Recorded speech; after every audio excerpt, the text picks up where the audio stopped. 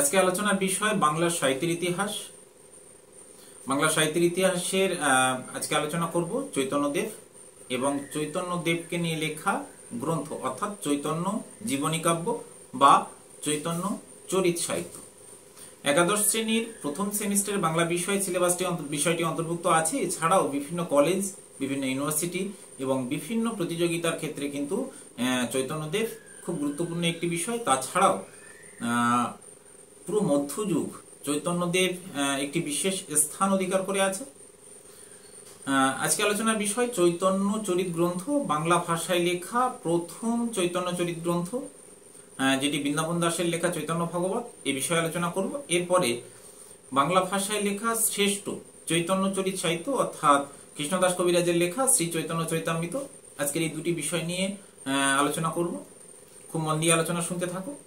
আলোচনার পূর্বে যারা চ্যানেলে নতুন আছো তারা অবশ্যই চ্যানেলটি সাবস্ক্রাইব করে পাশে থাকা বেল আইকন প্রেস করে রাখো, কারণ একাদশ শ্রেণীর প্রত্যেকটি বিষয় এবং সেই পর্বের আলোচনা এবং প্রশ্নপত্র এছাড়াও সাহিত্যের ইতিহাস এবং ভাষা তত্ত্বের নানান আলোচনা কিন্তু আমি প্রতিনিয়ত নিয়ে আসবো। সবার আগে কিন্তু তুমি নোটিফিকেশন পেয়ে যাবে।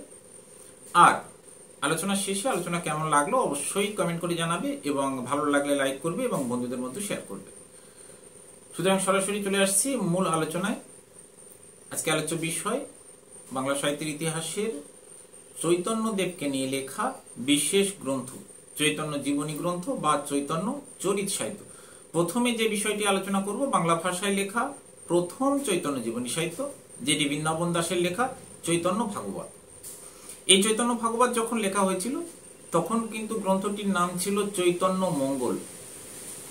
সেই সময় জয়ানন্দ নামের অন্য একজন কবির চৈতন্য মঙ্গল নামে কিন্তু একটি গ্রন্থ বর্তমান ছিল। সেই কারণে মায়ের নির্দেশে ও বৃন্দাবনের স্বর্গস্বামীদের নির্দেশে কবি কিন্তু গ্রন্থের নাম পরিবর্তন করেন আর বৃন্দাবন দাসকে ধরে নেওয়া হয় ব্যাসদেবের অবতার।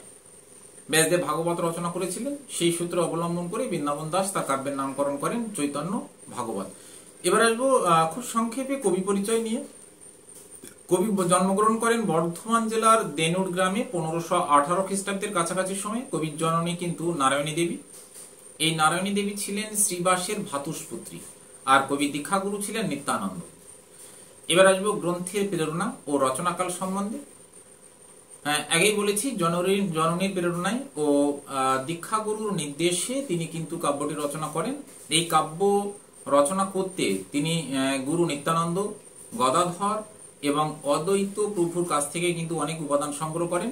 এছাড়া মুরারি গুপ্তের কর্চা এবং ভাগবতেরও কিন্তু তিনি সাহায্য নিয়েছিলেন। গ্রন্থটি রচনাকাল আনুমানিক 1542 খ্রিস্টাব্দের পরবর্তী সময়।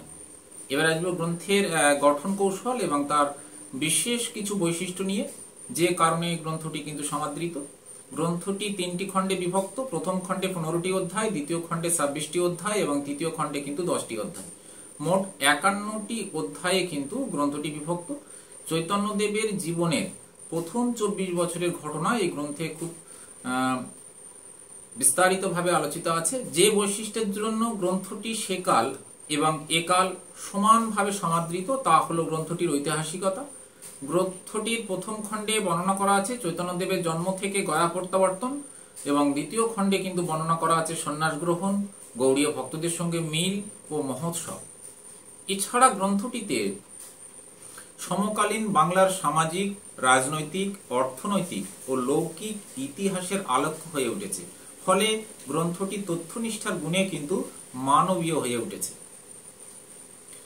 আবারও মনে করিয়ে দিচ্ছি, চ্যানেলটি সাবস্ক্রাইব করে পাশে থাকা বেল আইকন প্রেস করে রাখো। যারা চ্যানেলে নতুন আসো তারা চ্যানেলটি সাবস্ক্রাইব করো, কারণ একাদশ শ্রেণীর বিভিন্ন আলোচনা এবং সেই পর্বের প্রশ্নপত্র এছাড়া সাহিত্যের ইতিহাসে নানান তথ্য নিয়ে কিন্তু আমি প্রতিনিয়ত আসতে থাকবো। সবার আগে তুমি নোটিফিকেশন পেয়ে যাবে এবং ভালো লাগলে অবশ্যই লাইক করবে এবং বন্ধুদের মধ্যে শেয়ার করবে।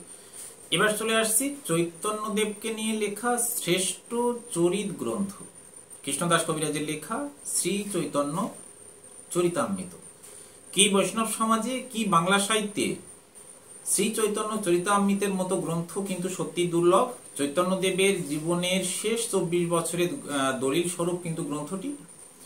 খুব সংক্ষেপে আলোচনা করব কবি পরিচয় অর্থাৎ কৃষ্ণদাস কবিরাজের পরিচিতি। কবি জন্মগ্রহণ করেন বর্ধমান জেলার ঝামাটপুর গ্রামে 1527 খ্রিস্টাব্দের কাছাকাছি সময়ে। কবির পিতার নাম ভগীরথ, মাতা সুনন্দা। কবি কিন্তু বৃন্দাবনের ষড়গোস্বামীর সান্নিধ্য লাভ করেছিলেন। এবার গ্রন্থের প্রেরণা ও রচনাকাল। বৃন্দাবনের ষড়গোস্বামীরা অনুভব করেছিলেন চৈতন্যদেব যে শেষ জীবনে দিব্যোন্মাদ অবস্থায় ছিলেন, সেই বিষয়ে কোনো বিস্তারিত তথ্য কোনো গ্রন্থে কিন্তু লিপিবদ্ধ হয়নি। তাই বৃন্দাবনের ষড়গোস্বামীরা অনুভব করেছিলেন চৈতন্যদেবের শেষ জীবনের বিস্তারিত আলোচনা নিয়ে কোনো গ্রন্থ লেখা হোক, এবং এই দায়িত্ব বৃন্দাবনের ষড়গোস্বামীরা কিন্তু কৃষ্ণদাস কবিরাজকে অর্পণ করেছিলেন। এবং কৃষ্ণদাস কবিরাজ বৃন্দাবনের ষড়গোস্বামী মানে 6 জন গোস্বামী, বৃন্দাবনের সেই বিখ্যাত ব্যক্তি শ্রী সনাতনার ভট্ট রঘুনাথ, শ্রীজীব গোপাল ভট্ট, দাস রঘুনাথ, অর্থাৎ এই 6 জনের নির্দেশ পেয়ে কৃষ্ণদাস কবিরাজ কিন্তু গ্রন্থ রচনায় ব্রতী হয়েছিলেন। এই গ্রন্থের একটু গঠন কৌশল বলবো। চৈতন্য ভাগবতে বলেছিলাম 3টি খণ্ডে বিভক্ত, কিন্তু কৃষ্ণদাস কবিরাজের শ্রী চৈতন্য চরিতামৃত গ্রন্থটি 3টি লীলায় বিভক্ত। আদি লীলায় 27টি অধ্যায়, মধ্য লীলায় 25টি অধ্যায় এবং অন্তলীলায় কিন্তু 20টি অধ্যায়, মোট 62টি অধ্যায়ে কিন্তু গ্রন্থটি বিভক্ত। চৈতন্য চরিত সাহিত্যের অন্য কোনো গ্রন্থে চৈতন্যদেবের অন্তজীবন এবং বহিজীবনের এমন নিপুণ বর্ণনা কিন্তু আর কোনো গ্রন্থে নেই। এবং এই গ্রন্থটির শ্রেষ্ঠত্ব তার দার্শনিক তত্ত্বের উপস্থাপনা এবং রস ব্যাখ্যা নেই। হ্যাঁ, বিভিন্ন তথ্যের মধ্যে যে বিষয়গুলি সব থেকে উল্লেখযোগ্য তা হলো রাধা তত্ত্ব, কৃষ্ণ তত্ত্ব, সখী তত্ত্ব, অচিন্ত ভেদাভেদ তত্ত্ব। এই বিশেষ তত্ত্বগুলি কিন্তু বিশেষভাবে সমাদৃত। গ্রন্থটি গৌড়ীয় বৈষ্ণব সমাজে ও বাংলা সাহিত্যের ঐতিহাসিকদের কাছে কিন্তু অবিস্মরণীয়। বেদ গ্রন্থের মতো প্রামাণ্য এবং নির্ভরযোগ্য কিন্তু অবশ্যই দলিল। কাজেই কি তাত্ত্বিক, কি দার্শনিক, কি রস পিপাসু ভক্ত পাঠক এবং ঐতিহাসিক সকলের কাছেই কিন্তু গ্রন্থটির মূল্য অপরিসীম।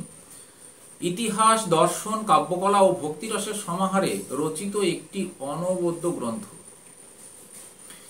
এছাড়া পূর্বে আলোচনা আমি করেছি চৈতন্যদেব কি করে বাংলা সমাজ এবং বাংলা সাহিত্যে প্রভাব বিস্তার করেছিলেন, তার পুঙ্খানুপুঙ্খ ব্যাখ্যা কিন্তু আমি পূর্বে আলোচনা করেছি।